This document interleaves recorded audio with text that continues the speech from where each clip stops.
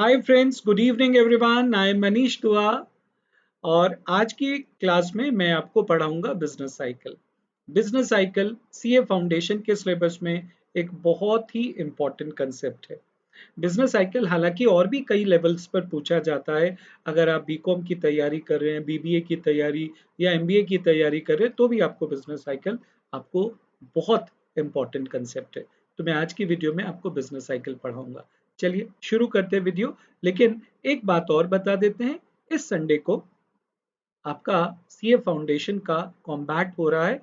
Combat एक free scholarship test है जो अन अकेडमी कंडक्ट करवाता है। इसके लिए आपको कुछ भी नहीं करना है, सिर्फ अन अकेडमी का लर्निंग ऐप डाउनलोड करना है और आप वहां पर टेस्ट आइकन को क्लिक करेंगे और कॉम्बैट में एनरोल करेंगे। मजे की बात यह है कि ये टेस्ट फ्री है, आपको कोई पेमेंट नहीं देनी। और अगर आप इसके अंदर अच्छा करते हैं, एक्सेल करते हैं, तो बदले में अनअकैडमी आपको साल भर का सब्सक्रिप्शन फ्री देती है। और क्या मजा हो सकता है इसमें। ये देखिए, फर्स्ट टू 3 रैंक लाने पर आपको 1 ईयर का सब्सक्रिप्शन फ्री है। 4 to 10 रैंक लाने पर आपको 75% स्कॉलरशिप मिलता है और 11 to 50 रैंक लाने पर आपको 50% स्कॉलरशिप मिलता है और 51 to 200 रैंक लाने पर आपको 25% स्कॉलरशिप मिलता है। बहुत ही मजेदार कॉन्सेप्ट है ये। आपको साथ साथ में तैयारी भी करता है, जिस तैयारी भी होती है आपकी, जिससे आप एक्सेल कर सकते हैं अपने एग्जाम में, और आपको स्कॉलरशिप भी मिल रहा है और फ्री है। तो अनअकैडमी का ये जो कदम है, ये जो पहल है, ये बहुत ही अच्छा है और उम्दा है। आपको करना क्या है, इसमें एनरोल करना है।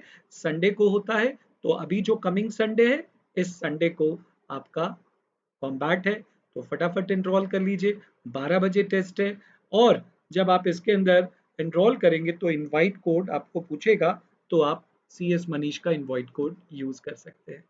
ठीक है, धन्यवाद आपका, आपने मुझे समय दिया। चलिए, तो मैं अब आपको बिजनेस साइकिल पढ़ाता हूँ। बिजनेस साइकिल में क्या क्या बातें इंपॉर्टेंट है, चलिए हम उसको देखते हैं। देखिए,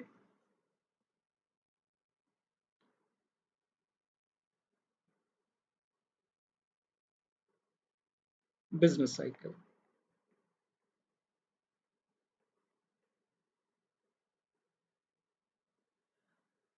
इकोनॉमी में कई तरीके की फ्लक्चुएशंस आती हैं। इस फ्लक्चुएशंस में कई बार इकोनॉमी अप और कई बार इकोनॉमी डाउन हो जाती है। जैसे आजकल कोरोना का समय है, इस समय में इकोनॉमी में बहुत ज़्यादा गिरावट देखी जा रही है, बहुत ज़्यादा प्रॉब्लम्स हैं, हार्डशिप है लोगों के ऊपर। कईयों की नौकरी चली गई है, कई सारी फैक्ट्रीज बंद हो गई हैं। तो ये हार्डशिप जब देखी जाती है, हम इस अवस्था को डिप्रेशन बोलते हैं। हम इस अवस्था को डिप्रेशन बोलते हैं, मंदी बोलते हैं। देखिए, बिजनेस साइकिल में हमारे पास यहाँ पर एक यहाँ पर टाइम पीरियड है और यहाँ पर मेरे पास इकोनॉमिक ग्रोथ रेट है। होना तो ये चाहिए कि समय के साथ साथ इकोनॉमिक ग्रोथ रेट जो है वो कांस्टेंट रेट से बढ़ता रहे। इकोनॉमिक ग्रोथ रेट जो है वो कांस्टेंट रेट से बढ़ता रहे। लेकिन ऐसा होता नहीं है। इकोनॉमिक कांस्टेंट रेट से नहीं इकोनॉमिक ग्रोथ रेट बढ़ता। इकोनॉमी में इस तरीके का फ्लक्चुएशन देखने को मिलता है।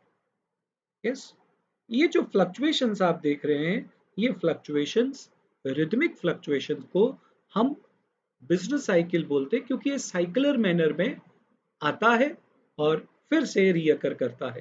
तो पहले हमारे पास ए से लेकर के बी तक हम जब देख रहे हैं इकोनॉमी अप जा रही है, इकोनॉमिक ग्रोथ रेट अच्छा खासा है, हम इसको कहते हैं एक्सपेंशन।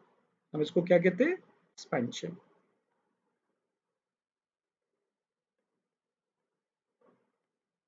और इस पर्टिकुलर पॉइंट पर इकोनॉमी अपनी ऊंचाई पर होती है, ग्रोथ रेट हाईएस्ट होता है और इसके बाद इकोनॉमी में गिरावट देखने को शुरू होती है। ये मेरे पास कॉन्ट्रैक्शन। फिर इसके बाद ये यहां पर हम पहुंचते हैं, ये ट्रफ है और ट्रफ को हम लोग डिप्रेशन भी बोलते हैं। ये इकोनॉमिक ग्रोथ रेट इस वक्त नेगेटिव हो जाता है, हार्डशिप लोगों की बढ़ जाती है। तो बी से लेकर के सी और सी से लेकर के डी तक अगर आप देखेंगे तो गिरावट ही गिरावट है। तो अगर गिरावट है तो गिरावट में मैग्नीट्यूड बढ़ता जाता है। तो पहले ये कॉन्ट्रैक्शन होता है, जब हार्डशिप और बढ़ जाती है हम इसको रिसेशन बोलते हैं, और जब हार्डशिप और बढ़ जाती है लोगों के ऊपर तो हम इसको डिप्रेशन बोलते हैं। ठीक। फिर इकॉनमी रिकवर करना शुरू करती है, तो डी से लेकर के ई तक आपको रिकवरी देखने को मिलती है, और जो रिकवरी होती है वो लेबर मार्केट में देखी जाती है। तो ये साइकिल पूरा होता है, that's why we call it cycle. Cycle में आप साइकिल चलाते हैं, बाइसिकल चलाते हैं, तो पहिया एक बार ऊपर जाता है और पहिया वापस नीचे आता है, तो वो साइकिलर मैनर में मूव करता है। ठीक इसी तरीके से हमारी इकोनॉमी में भी पहले एक्सपेंशन, फिर पीक, फिर कॉन्ट्रैक्शन, रिसेशन, डिप्रेशन और फिर रिकवरी। तो ये साइकिलर मैनर में चलता रहता है। तो ये रिदमिक फ्लक्चुएशन को हम बिजनेस साइकिल बोलते हैं। तो बिजनेस साइकिल इस क्या है? सिंपल है, rhythmic fluctuation. Rhythmic fluctuation in business activities. ठीक, rhythmic fluctuation in business activities. Now the question arises, sir business activities किसको बोलते हैं? बिजनेस एक्टिविटीज किसको बोलते हैं? देखिए, आप इकोनॉमिक एक्टिविटीज भी इसको बोल सकते हैं और बिजनेस एक्टिविटीज भी बोल सकते हैं, कुछ भी बोल सकते हैं। जैसे ये साइकिल, हम इसको इकोनॉमिक साइकिल भी बोल सकते हैं और बिजनेस साइकिल भी बोल सकते हैं। ये जो आप एक्टिविटी देख रहे हैं, ये जो रिदमिक फ्लक्चुएशंस देख रहे हैं, ये फ्लक्चुएशन कहाँ देखने को मिलती है? ये फ्लक्चुएशन आपको देखने को मिलती है कंजम्पशन में, इन्वेस्टमेंट में, सेविंग में,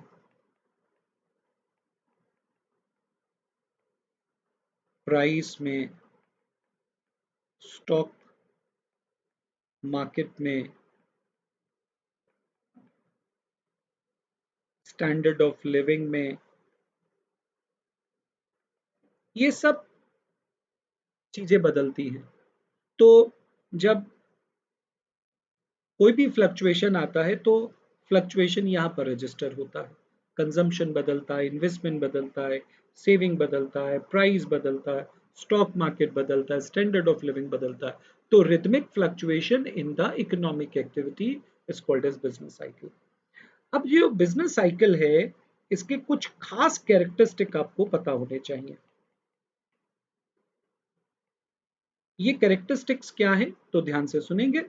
सबसे पहली बात और बहुत महत्वपूर्ण कैरेक्टरिस्टिक है बिजनेस साइकिल का, कि ये जो फ्लक्चुएशंस है ना, ये पीरियोडिक होते हैं, लेकिन कौन सा पीरियड, कौन सा फेज कितने पीरियड के लिए होगा, कितने समय के लिए होगा, ये पता लगा पाना बड़ा मुश्किल होता है। सो बिजनेस साइकिल, इसको हम शॉर्ट में सिर्फ बीसी लिख रहे हैं, business cycle is periodic, but it is difficult to predict the length of a particular phase। हम एक पर्टिकुलर फेज की लेंथ को पता नहीं कर सकते कि एक्सपेंशन कितने समय के हो लिए होगा, कॉन्ट्रैक्शन कितने समय तक होगा, कब रिसेशन होगा, कब डिप्रेशन, कब इकोनॉमी रिकवर करेगी। तो ये बात तय है, जैसे दिन के बाद रात और रात के बाद दिन आता है, तो एक्सपेंशन के बाद पीक और पीक के बाद कॉन्ट्रैक्शन आएगा तो जरूर, लेकिन कौन सा फेज कितने समय के लिए रहेगा ये बता पाना बहुत मुश्किल है।